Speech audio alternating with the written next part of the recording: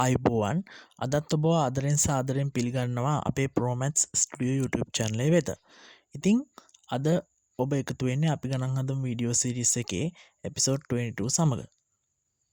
Right.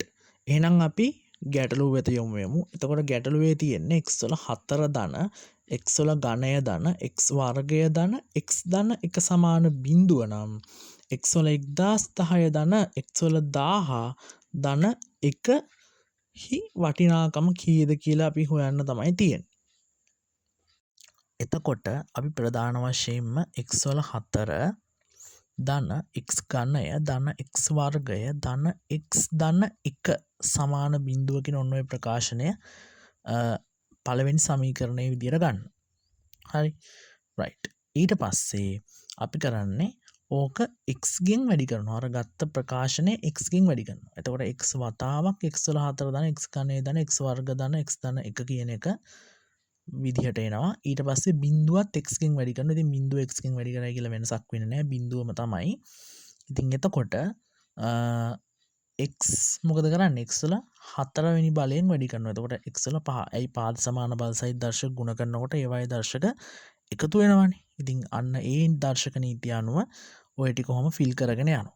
Plus mark එක දෙනක x වල 5 ධන x වල 4 ධන x වල ඝනය කියලා ওই විදිහට ෆිල් කරගෙන යනවා. අවසානයේකට x කියලා තමයි එන්නේ. ඇයි x එකකින් වැඩි කරාම x. රයිට්. ඊට පස්සේ අපි කරන්නේ තුන්වෙනි සමීකරණයෙන් පළවෙනි සමීකරණය අඩු කරනවා මෙතෙන්දී.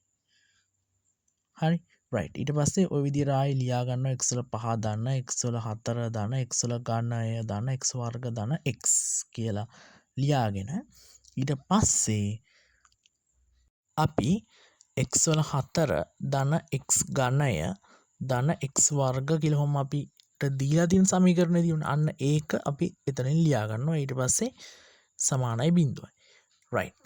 ඉතින් ඊට පස්සේ කරන්නේ x වල 5 ධන x වල 4 ධන x ඝනය ඉතින් ওই විදිහට ලියාගෙන අර ඍණ ලකුණ තියෙනවනේ. ඊට පස්සේ ඍණ ලකුණ මගින් මොකද කරන්නේ? ඍණ ලකුණෙන් වැඩි කරගෙන යනවා. ඍණ x වල 4 ඍණ x වල ඝනය ඍණ x වල වර්ගය ඍණ x ඔන්න ඔය විදිහට ආයි ඍණ 1 දක්වා හොම් වැඩි කරගෙන යනවා.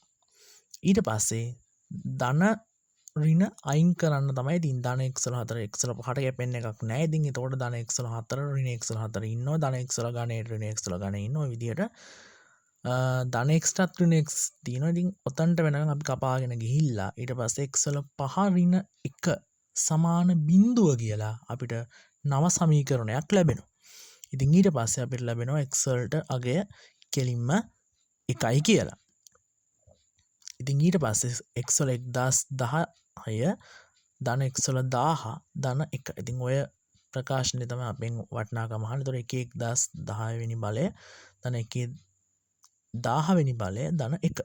ඉතින් 1 1010 වෙනි බලයයි 1 10 බලයයි කියලා කියන්නේ ඉතින් එකම තමයි. ඒතකොට 1 වර්ගය ගත්තත් එකයි 1 1010 ගත්තත් එකයි. 1 1010 පාරක් ලියන් ගියත් 1 1000 පාරක් ලියන් ගියත් එකම තමයි ලැබෙන්නේ. ඒතකොට උත්තරේ වෙන්නේ 3. රයිට්. එහෙනම් අද අපි ගණන් හදමු වීඩියෝ සිරිස් එකකින් සමුගන්නවා. ඔබ සැමට බොහොම ස්තුතියි.